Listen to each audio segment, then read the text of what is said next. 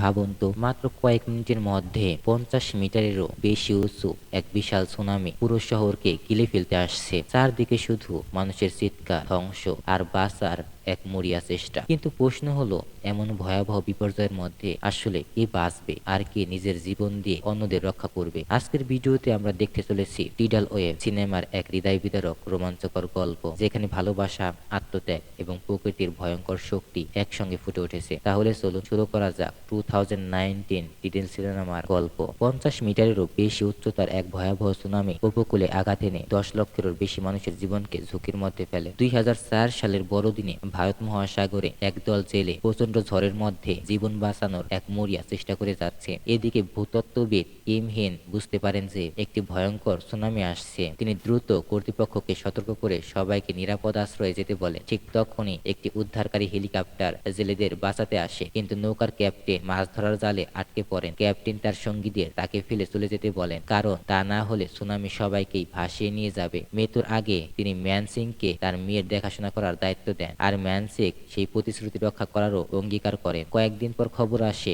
দক্ষিণ পূর্ব এশিয়ার ভয়াবহ সুনামি হাজার হাজার মানুষের প্রাণ কেড়ে নিয়েছে এবং পুরো এলাকা ধ্বংস হয়ে গিয়েছে। 5 বছর পর 2009 সালের গ্রীষ্মে ম্যান সিং এখনো ক্যাপ্টেনের মেয়ের যত্ন নিচ্ছে। যদিও তার মা মেয়েটির সঙ্গে খুব একটা ভালো ব্যবহার করেন না, ম্যান সিং সবসময় তাকে রক্ষা করে চলে। সে নিজের সবকিছু দিতে রাজি, কিন্তু মেয়েটির কারো উপর নির্ভর না করে নিজের পরিশ্রম দিয়ে জীবন চালাতে চায়। অন্যদিকে ম্যান সিংয়ের চাচা ইয়োগজোক এলাকায় প্রায় সবাই তাকে ঘৃণা করে, কিন্তু হোন্ডাই এলাকার ধনী ব্যবসায়ী। 2004 সালের দুর্যোগে অনেক জেলের মৃত্যুর জন্য তাকে দায়ী করা হয়, কারণ সতর্কবার্তা পাওয়ার পরও তিনি তাদের সমুদ্রে যেতে বাধ্য করেছিলেন। এক সাক্ষাৎকারে নতুন করে সুনামির আশঙ্কা কথা জানতে গিয়ে ভূতত্ত্ববিদ কিম হি তার সাবেক স্ত্রীর সঙ্গে দেখা করেন। তিনি জানান যে মেয়ে জেমিন ও তার প্রেমিকাকে নিয়ে কয়েক মিনিট বা দিনের জন্য শহরে এসেছেন। জেমিন আসলে কিম হির মেয়ে, কিন্তু তার মা কখনোই তাকে আসল বাবার পরিচয় দেননি, তাই নিজের মেয়ের কাছেও কিম হিন অপরিচিতই হয়ে থাকেন। এদিকে জেমিন বন্ধুদের সঙ্গে সমুদ্র সৈকতে ঘুরতে যায়। 3 যুবক তাদের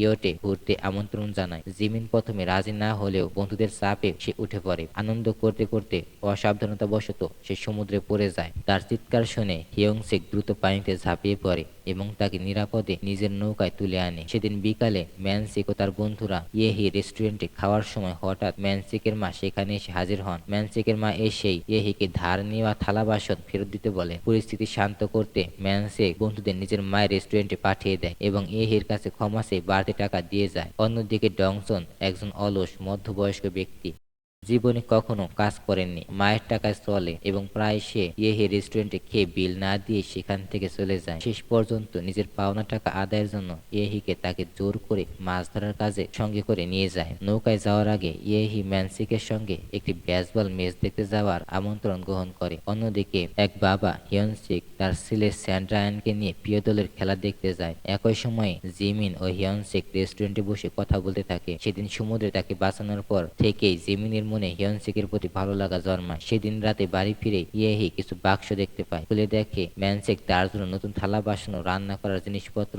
উপহার দিয়েছে। কারো কাছ থেকে ধার নিতে না হয়। কয়েকদিন পর হিয়নসিকের নতুন দায়িত্ব হয় সমুদ্র সৈকতে হারিয়ে যাওয়া শিশুদের খুঁজে বের করার জন্য তাদের পরিবারের কাছে ফিরিয়ে দেওয়া হয়। এদিকে জেমিন হারিয়ে গেলে কাঁদতে কাঁদতে হিয়নসিক তার মাকে ফোন করতে বলে। খবর পেয়ে ইউজিন কাজে ব্যস্ত থাকায় কেমহিকে অনুরোধ করেন যেন তিনি গিয়ে মেয়েকে খুঁজে আনেন। কিছুক্ষণ পর ইউজিন এসে হারিয়ে যাওয়ার জন্য জিমিনকে বকাঝকা করতে থাকেন। তা দেখে কিমহিন বাধা দিয়ে বলেন, প্রায় অচেনা একজনের কাছে মেয়েকে রেখে যাওয়াটাই ভুল ছিল। এতে ক্ষুব্ধ হয়ে ইউজিন তাকে নিজের মেয়ের ব্যাপারে নাক না গলাতে বলেন এবং অতীতে কখনো পাশে না থাকার অভিযোগ তুলে চলে যান। পরদিন ইয়েহির বাবা মৃত্যুর 5 বছর পূর্ণ হবে। এখনো বাবাকে সে ভীষণ মিস করে। স্কুল জীবন থেকে ম্যানসিককে ভালোবাসলেও একই অনুভূতি থাকা সত্ত্বেও ম্যানসিক কখনো তাকে বিয়ের প্রস্তাব দেয়নি, কারণ সে মনে করে এতে মৃত ক্যাপ্টেনের সঙ্গে বিশ্বাসঘাতকতা করা হবে। তাই হে ম্যানসিককে পরদিন বাবার কবরের কাছে ফুল দিতে সঙ্গে যাওয়ার অনুরোধ করেন। সেদিন রাতে ম্যানসিক আবারও সেই ভয়াবহ সুনামির দুঃস্বপ্ন দেখে। স্বপ্নে সে 5 বছর আগে সেই ভয়াবহ সুনামির কথা মনে করে যেখানে তার ক্যাপ্টেন প্রাণ হারিয়েছিলেন। সে নিজেকেই সেই মৃত্যুর জন্য দায়ী মনে করে। তার বিশ্বাস, যদি সেদিন সে ক্যাপ্টেনের নির্দেশ মেনে চলতো তাহলে হয়তো সবাই নিরাপদে বেঁচে ফিরে আসতে পারত। ঘুম ভাঙার পর সে দেখে বাইরে প্রবল ঝড় বৃষ্টি হচ্ছে। বজ্রপাতের শব্দে তার ছেলে চান্দ্রায়ন ভয়ে কাঁপতে থাকে। তখন ম্যানসিক তাকে কোলে তুলে নিয়ে সান্ত্বনা দেয় এবং ভয় কাটানোর চেষ্টা করে। অন্যদিকে রেস্টুরেন্ট থেকে ফেরার পথে জেমিন হিয়নসিকের হাতে থাকা ঘড়ির প্রশংসা করে। হিয়নসিক জানায় সমুদ্রে উদ্ধার কাজের সময় এই বিশেষ ঘড়িটি তাকে অনেক সাহায্য করে। কয়েকবার দেখা করার মধ্যে জেমিন তার প্রতি গভীরভাবে আকৃষ্ট হয়ে পড়ে। এক মুহূর্তের আবেগে সে হিয়নসিককে চুমু খায়, মানে কিস করে আর কি। তবে তারা জানতো না সৈকতে পরিচয় হওয়া কয়েকজন বন্ধু ও যুবক দূর থেকে পুরো ঘটনাটি দেখে ফেলেছে। এদিকে হিয়ন্ডাই শহরে সবকিছু স্বাভাবিক মনে হলেও সমুদ্রের গভীরে একের পর এক ছোট ছোট ভূকম্পন হতে থাকে। অস্বাভাবিক আচরণ করতে শুরু করে সমুদ্রের প্রাণীরাও, এমনকি ছোট ছোট কাঁকড়াগুলো পর্যন্ত সমুদ্র সৈকত ছেড়ে পালিয়ে যায়। এইসব লক্ষণ দেখে ভূতত্ত্ববিদ কিম হিন বুঝতে পারেন যে সামনে আরো বড় ও ভয়ঙ্কর একটি সুনামি আঘাত হানতে পারে। কিম হি জানতে পারেন যে 2004 সালের চেয়েও শক্তিশালী একটি সুনামি আসতে চলেছে। তিনি দ্রুত ঊর্ধ্বতন কর্মকর্তাদের সঙ্গে কথা বলেন এবং সতর্ক করেন। তার মতে হিয়ন্ডাই শহর দ্রুত খালি করতে না পারলে 10 লক্ষেরও বেশি মানুষের জীবন ঝুঁকির মধ্যে পড়বে। পরদিন সকালে ম্যানসিক ইয়েহিকে নিয়ে তার বাবার কবর জিয়ারত করতে যান। সেখানে ইয়েহি বলে গত 5 বছর ধরে ম্যানসিক যেভাবে তার যত্ন নিয়েছে, এবার সেও তার পাশে থাকতে চায়। কিন্তু এতদিনেও ম্যানসিক তাকে বিয়ের প্রস্তাব না দেওয়ায় সে কষ্ট পায় এবং মনে করে হয়তো তার ভালোবাসা কখনোই পূর্ণ হবে না। ইয়েহি চলে যাওয়ার পর ম্যানসিক একা কবরের সামনে হাঁটু গেড়ে বসে এবং ক্যাপ্টেনের কাছে ক্ষমা চায়। এত বছর পরও সে ক্যাপ্টেনের মৃত্যুর জন্য নিজেকে দায়ী মনে করে এবং সে অপরাধ বোধ থেকে হতে পারে না। এই মেয়ে ধনী পরিবারের মেয়ে এবং শিগগিরই সিজিওলের একটি বিশ্ববিদ্যালয়ে পড়তে যাবে। এসব জানার পরও হিয়নসিক তার প্রেমে পড়ে যায়। দুপুরের বিরতিতে সে হিমির সঙ্গে একটি রেস্টুরেন্টে দেখা করার পরিকল্পনা করে। হিমি আগে তার ঘড়ির প্রশংসা করেছিল, তাই সেটি উপহার দেওয়ার সিদ্ধান্ত নেয়। কিন্তু পথে হিয়ংসুল ও তার বন্ধুরা তাকে আটকায়। হিয়ংসুল নিজেই হিমির বাগদত্তা দাবি করে এবং হিয়ংসিককে হুমকি দেয় যে যেন সে আর কখনো হিমির কাছে না যায়। এদিকে ম্যানসিক অবশেষে ইয়েহিকে বিয়ের প্রস্তাব দেওয়ার সব প্রস্তুতি শেষ করে। সে তাকে একটি নৌকায় নিয়ে আতশবাজির মাঝে প্রপোজ করে। ইয়েহি খুব খুশি হলেও সঙ্গে সঙ্গে উত্তর না দিয়ে বলে পরদিন সকালে তার রেস্টুরেন্টে এলে সে সিদ্ধান্ত জানাবে। অন্যদিকে হিমি হিয়নসিকের কাছে গিয়ে জানতে চায় সে কেন রেস্টুরেন্টে আসেনি, কিন্তু হিয়নসিক তাকে এড়িয়ে যায় এবং বলে সে আর তার সঙ্গে কোনো সম্পর্ক রাখতে চায়। সেদিন রাতে খাবারের সময় ডংসনের মা জানায় তার জন্য একটি চাকরির ইন্টারভিউর ব্যবস্থা করা হয়েছে। ডংসনের মা তার জন্য একটি চাকরির ইন্টারভিউ ঠিক করলেও সে যেতে অস্বীকার করে, অজুহাত হিসেবে বলে তার ভালো জুতা নেই। তখন তার মা নতুন জুতা কিনে দেওয়ার কথাও বলে, যদিও তিনি জানেন তার ছেলে কোনো কাজ করতে ইচ্ছা করেন এবং সে কোনো কাজও করতে চায় না। মায়ের সঙ্গে ঝগড়া করে ডংসন ইয়েহি রেস্টুরেন্টে যায়। সেখানে সে জানতে পারে ম্যানসেক ইয়েহিকে বিয়ের প্রস্তাব দিয়েছে। বহুদিন ধরে ইয়েহিকে ভালোবাসতো বলে ঈর্ষায় জ্বলে ওঠে ডংসন। তাই সে ইয়েহির কাছে 5 বছর আগে সুনামি রাতের কথা সব সত্য কথাই বলে দেয়। তখন ইয়েহি জানতে পারে তার বাবার মৃত্যুর জন্য ম্যানসেক নিজেকে দায়ী মনে করে। পরদিন ম্যানসেক ইয়েহির উত্তর জানতে গেলে ডংসন এসে জানায় যে সে সব সত্য বলে দিয়েছে। এতে শান্ত স্বভাবের ম্যানসেক এবার রাগে ফেটে পড়ে এবং ডংসনকে মারতে ছুটে চলে যায়। ডংসন পান বাসাতে গাড়ির চারদিকে দৌড়াতে থাকে। ঠিক তখনই পটেতে একটা কবুতর এসে গাড়ির উইন্ডশিল্ডে ধাক্কা খায়। ঠিক তখনই তারা দেখে হাজার হাজার পাখি হঠাৎ একসঙ্গে স্থলভাগের দিকে উড়ে যাচ্ছে। এই অস্বাভাবিক দৃশ্য দেখে সবাই বুঝতে পারে বড় কোনো একটা বিপদ আসতে চলেছে। এদিকে ভূতত্ত্ববিদ কিম হিন নিশ্চিত হয়ে যান যে খুব শীঘ্রই একটা ভয়াবহ সুনামি আঘাত আনবে। তিনি শহর খালি করার জন্য ঊর্ধ্বতন কর্মকর্তাদেরকে অনুরোধ করেন, কিন্তু তারা শহরে চলতে থাকা সাংস্কৃতিক অনুষ্ঠান বন্ধ করতে রাজি হন না এবং কোনো সতর্কতায় গুরুত্ব দেন না। অন্যদিকে ডংসনের মা সান ছেলে যেন এবার অন্তত চাকরিতে যোগ দেয়। তার বন্ধুদের সঙ্গে বেড়াতে না গিয়ে তার জন্য নতুন জুতা কিনতে বের হন। তিনি ফোন করে ছেলের জুতার মাপ জানতে চাইলে ডংসন ব্যস্ততার অজুহাতে ফোন এড়িয়ে যায়। এদিকে ম্যানসেকের মা তার নাতিকে নিয়ে ঘুরতে বের হন, কিন্তু সামনে যে ভয়াবহ বিপদ অপেক্ষা করছে তা তারা কেউই কল্পনাই করতে পারে না। সমুদ্রের নিচে শক্তিশালী ভূমিকম্পে বর্বর ভূমিধস হতে শুরু করলেও অবশেষে জরুরি অবস্থায় সবাইকে সরিয়ে নেওয়ার ঘোষণা দেওয়া হয়। খবর শুনে ইউজিন দ্রুত তার মেয়ের সঙ্গে যোগাযোগ করার চেষ্টা করে। এদিকে জিমিন ঘুমিয়ে থাকায় ইউজিনের ফোন ধরতে পারে না। অন্যদিকে হিয়ংসুলের মিথ্যা কথা না জেনেই হিমি তার স্পিডবোটে ঘুরতে যেতে রাজি হয়। একই সময় হিমির বন্ধুরা সৈকতে পরিচয় হওয়া ছেলেদের সঙ্গে একটি আন্ডারগ্রাউন্ড অ্যাকোয়ারিয়ামে ঘুরতে যায়। কয়েক ঘন্টা অপেক্ষা করার পর ম্যানসিক অবশেষে ইয়েহির সঙ্গে দেখা করে এবং অতীতের ঘটনার জন্য নিজেকে ব্যাখ্যা করার সুযোগ চায়। কিন্তু ঠিক তখনই পুরো এলাকা জুড়ে শক্তিশালী ভূমিকম্প আঘাত হানে। আতঙ্কে চারদিকে মানুষ ছোটাছুটি করতে শুরু করে। ভূমিকম্পের ধাক্কায় আন্ডারগ্রাউন্ডের অ্যাকোয়ারিয়ামের দেয়াল ভেঙে যায় এবং মুহূর্তেই সেখানে পানি ঢুকে পড়ে। এদিকে মেয়ের কাছে যাওয়ার জন্য হোটেলের লিফটে উঠেই তখনই বিদ্যুৎ চলে যায়, ফলে ইউজিন লিফটের ভেতর আটকা পড়েন। উদ্বিগ্ন হয়ে তিনি তার সাবেক হাজবেন্ড কিম হিকে ফোন করে এবং জিমিনকে উদ্ধার করার অনুরোধ করে। ঠিক তখনই সমুদ্রের বিশাল এক সুনামির ঢেউ তৈরি হয়ে একটি বড় জাহাজকে মুহূর্তের মধ্যেই গিলে ফেলে।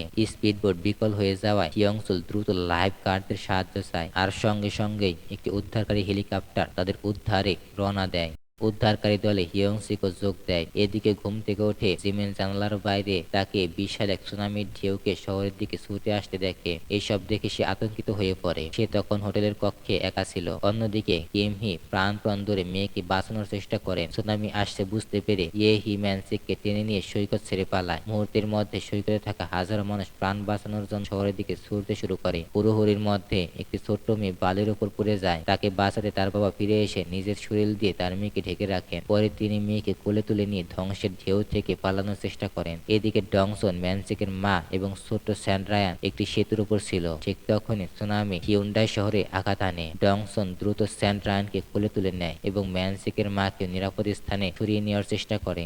অন্যদিকে মুহূর্তের মধ্যে পানি হোটেলে ঢুকে পড়ে এবং ইউজিন যে লিফটে আটকা ছিলেন সেটিও পানিতে ভরে যেতে শুরু করে। সব শেষ হওয়ার আগে মেয়েকে উদ্ধার করতে কিমহি মরিয়া হয়ে ছুটে চলে। কিমহি হোটেলের কক্ষে পৌঁছে দেখে জিমিন প্রায় ডুবে যাওয়ার অবস্থায়। প্রবল প্রাণীর স্রোত তাকে ভবনের বাইরে ভাসিয়ে নিয়ে যায়, কিন্তু শেষ মুহূর্তে কিমহি তাকে ধরে ফেলতে সক্ষম হন। অন্যদিকে বিশাল সুনামির ঢেউ শহরের কেন্দ্রে আঘাত আনতেই মানুষের গাড়ি সবকিছু পানিতে ভেসে যেতে থাকে। ম্যানসিক পরিস্থিতি বুঝে ইয়েহিকে একটি শক্তির কংক্রিটের খুঁটির আড়ালে নিয়ে যায়, যাতে ঢেউয়ের আঘাত কিছুটা কম লাগে। এদিকে হিয়ংসোল ও হিমি ডুবে যাওয়ার উপক্রম হলে উদ্ধারকারী দল সময় মতো তাদের খুঁজে পায়, কিন্তু ইউজিন তখনও লিফটের ভিতর আটকা। প্রাণীর দ্রুত বাড়তে থাকায় তিনি প্রাণপণে সাহায্যের জন্য চিৎকার করতে থাকেন। অন্যদিকে ডংসন সানরায়ান ও ম্যানসিকের মাকে হারিয়ে ফেলে এবং সেতুর ওপর তাদের খুঁজতে থাকে। হঠাৎ সেতুর স্টিলের তার ছিঁড়ে যায় আর জাহাজের কন্টেনারগুলো সেতুর ওপর পড়তে শুরু করে। আশেপাশের অনেক মানুষ চাপা পড়লেও ডংসন অল্পের জন্য বেঁচে যায়। এইদিকে শহরের পানির মধ্যে ভেসে থাকা অবস্থায় ম্যানসিক ও ইয়েহে দেখতে পায় যে একটি বৈদ্যুতিক খুঁটির পাওয়ার বক্স পানিতে পড়তে যাচ্ছে। যদি সেটি পানিতে পড়ে তাহলে আশেপাশের সবাই বিদ্যুৎ স্পৃষ্ট হয়ে মারা যেতে পারে। বিদ্যুৎ পৃষ্ঠ হওয়া থেকে বাঁচতে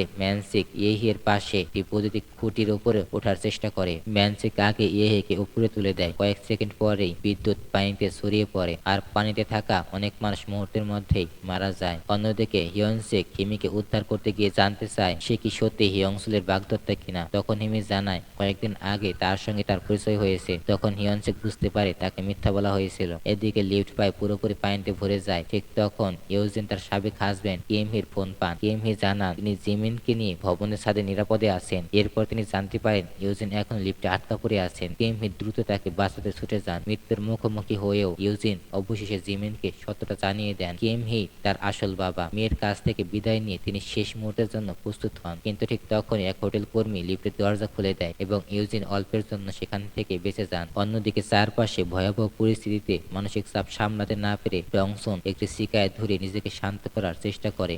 হঠাৎ আগুনের শিখা দেখে ডংসন ভয় পেয়ে লাইটটি ছুঁড়ে ফেলে দেয়, কিন্তু সেই ছোট্ট ভুলেই বড় বিপদ ডেকে আনে। লাইটের আগুন জাহাজ থেকে ছড়িয়ে পড়া জ্বালানিতে গিয়ে লাগে। মুহূর্তেই ভয়াবহ বিস্ফোরণ ঘটে। নিজের ভুল বুঝতে পেরে ডংসন দ্রুত সেখান থেকে পালিয়ে যাওয়ার চেষ্টা করে, তবে বিস্ফোরণের ধ্বংসাবশেষ আশেপাশে কয়েকটি ভবনে গিয়ে আঘাত আনে। এদিকে ম্যানসেক একটি ভবনের উপর উঠে ইয়েহিকে টেনে তুলছিল। ঠিক তখনই উড়ে আসা একটি ধ্বংসাবশেষ তার গায়ে আঘাত করে, ফলে সে নিচে পড়ে যায়। ইয়েহিকে তাকে ধরা রাখার চেষ্টা করলেও ম্যানসিক বুঝতে পারে যে স্রোত তাকে ভাসিয়ে নিয়ে যাবে। মৃত্যুর মুখোমুখি দাঁড়িয়ে ম্যানসিক অবশেষে নিজের মনের কথা জানায়। সে ইয়েহিকে বলে যে সে তাকে সত্যিই অনেক ভালোবাসে এবং তাকে বিয়ে করে সারা জীবন একসঙ্গে থাকতে চেয়েছিল। ঠিক যখন স্রোত তাকে ভাসিয়ে নিয়ে যাচ্ছিল তখন অপ্রত্যাশিতভাবে তার চাচা ইয়োগজো, যাকে সবসময় ঘৃণা করত, সে এগিয়ে চলে আসে। সে এগিয়ে এসে তাকে টেনে তুলে বাঁচিয়ে দেন, কিন্তু ম্যানসিককে বাঁচানোর পরই একটি ভারী ধাতব বাক্স ইয়োহের জোরে তার গায়ে জোরে আঘাত করে। তিনি হাত ছেড়ে স্রোতে ভেসে যান এবং ধ্বংসস্তূপের মাঝেই সে হারিয়ে যান। হিমিকে নিরাপদে হেলিকপ্টারে তোলার পর আরেকজনকে উদ্ধার করতে ওঠেন, কিন্তু অতিরিক্ত ওজনের কারণে হেলিকপ্টার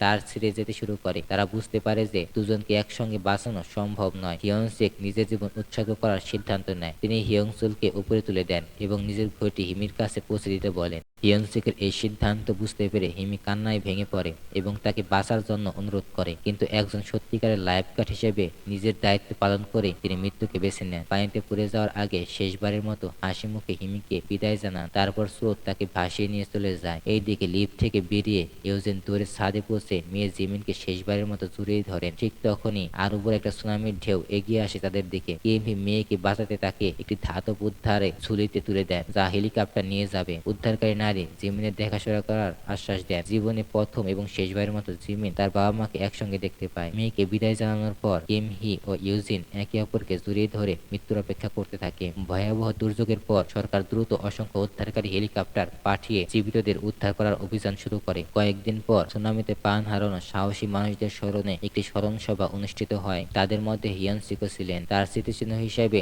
দেওয়াটা ঘড়ি হাতে নিয়ে কিমির চোখের পানি ধরে রাখতে পারে না। এদিকে স্থানীয়রা সৈকত পরিষ্কার করার জন্য কাজে নেমে পড়ে। জিমিন ছোট স্যান রায়ানকে জানায় তার বাবা তাকে বাঁচিয়েছিলেন, কিন্তু পরে তার বাবা মা দুজনেই মারা যান। এখন সে সেই মহিলার কাছে বড় হচ্ছে যিনি সেদিন উদ্ধারকারী হেলিকপ্টারে তাকে নিয়ে গিয়েছিলেন। অন্যদিকে বহু বছর বেকার থাকার পর ডংসন অবশেষে একটি চাকরি পায়, কিন্তু তার এই সাফল্য দেখার জন্য তার মা আর বেঁচে নেই। সমুদ্রের ধারে বসে সে মায়ের প্রতি করা সব অবহেলার জন্য গভীর অনুশোচনা করে। শেষ পর্যন্ত এহি ম্যানসিককে ক্ষমা করে দেয় এবং তার বিয়ের প্রস্তাব গ্রহণ করে। সব ভুল বোঝাবুঝি মিটে যায় আর ম্যানসিকের মাও আনন্দের সঙ্গে ইয়েহিকে পরিবারের সদস্য হিসেবে গ্রহণ করে। সুনামির সেই ভয়াবহ ক্ষতির পরও ধীরে ধীরে হিওয়ান্ডাইয়ের মানুষ নতুন করে জীবন শুরু করার চেষ্টা করে। সুনামির ভয়াবহ অভিজ্ঞতার পর হুন্ডাইয়ের মানুষ বুঝতে পারে যে জীবন আসলে সত্যি খুবই ছোট। তাই অহেতুক রাগ, অভিমান আর শত্রুতা পুষে রেখে এর কোনো অর্থই হয় না এবং এটার কোনো লাভও নেই। প্রিয় মানুষগুলো যখন আমাদের পাশে থাকে তখন আমাদের তাদের ভালোবাসা উচিত এবং তাদেরকে মূল্য দেওয়া উচিত। এতেই আমাদের জীবন সার্থক হবে। এই ছিল টাইডাল ওয়েভ 2009 সিনেমার গল্প। সিনেমাটি কেমন লাগলো কমেন্ট অবশ্যই জানাবেন আর ভালো লাগলে সাবস্ক্রাইব করতে ভুলবেন না। ধন্যবাদ। আল্লাহ হাফিজ। আসসালামু আলাইকুম।